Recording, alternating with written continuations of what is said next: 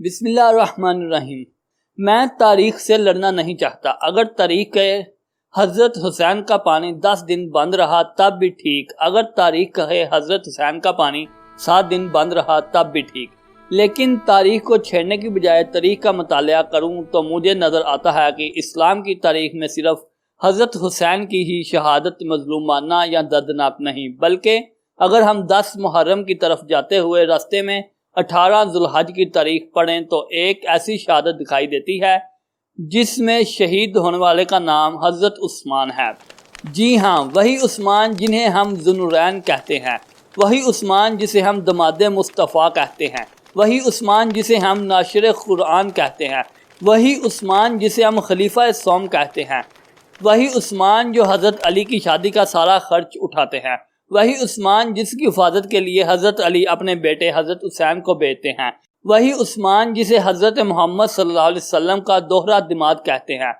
خیر، یہ باتیں تو آپ کو طلباء خطیب حضرات بتاتے رہتے ہیں، کیوں نہ کہ حضرت عثمان کی شان تو بیان کی جاتی ہے، حضرت عثمان کی سیرت تو بیان کی جاتی ہے، حضرت عثمان کی شرم و حیا کے تذکرے کیے جاتے ہیں، ان کے قبل از اسلام اور بعد از اسلام کے واقعات سنائے جاتے ہیں، لیکن بدقسمتی یہ ہے کہ ان کی مظلومیت کو بیان نہیں کیا جاتا، ان کی دردناک شہادت کے قصے کو عوام کے سامنے نہیں لایا جاتا۔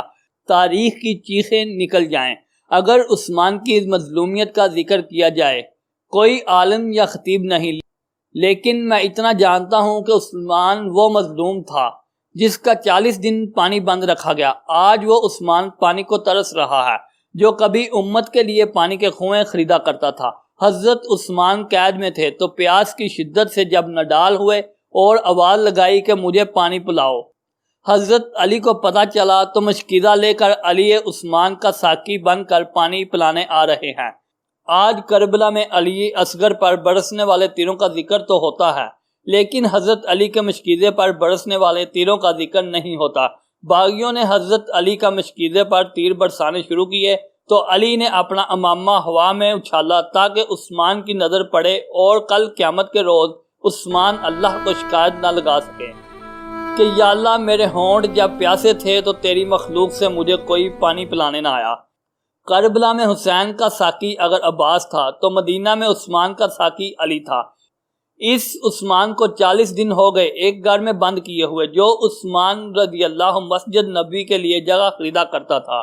آج وہ عثمان کسی سے ملاقات نہیں کر سکتا جس کی محفل میں بیٹھنے کے لیے صحابہ جوک در جوک آیا کرتے تھے۔ 40 دن گزر گئے، اس عثمان کو کھانا نہیں ملا جو اناج میں بڑے اونٹ نبی اکرم صلی اللہ علیہ وسلم کی خدمت میں پیش کر دیا کرتا تھا۔ آج اس عثمان کی داڑھی کھینچ جا رہی ہے جس عثمان سے آسمان کے فرشتے بھی حیا کرتے تھے۔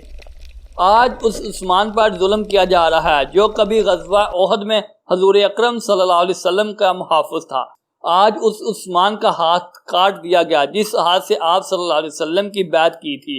ناظرین، عثمان میں نقطہ دان نہیں، میں عالم نہیں جو تیری شہادت کو بیان کروں اور دل پھٹ جائے، آنکھیں نم ہو جائیں۔ آج اس عثمان کے جسم پر پرچھی مار کر لہو لہان کر دیا گیا، جس عثمان نے بیماری کی حالت میں بھی بغیر کپڑوں کے کبھی غسل نہ کیا تھا۔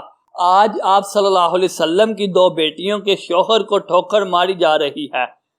18 ذوالحج 35 ہجری ہے، جمعے کا دن ہے، حضرت عثمان روزے کی حالت میں ہیں، باغی دیوار پھلانگ کر آتے ہیں اور حضرت عثمان کی داڑھی کھینچتے ہیں، برا بلا کہتے ہیں۔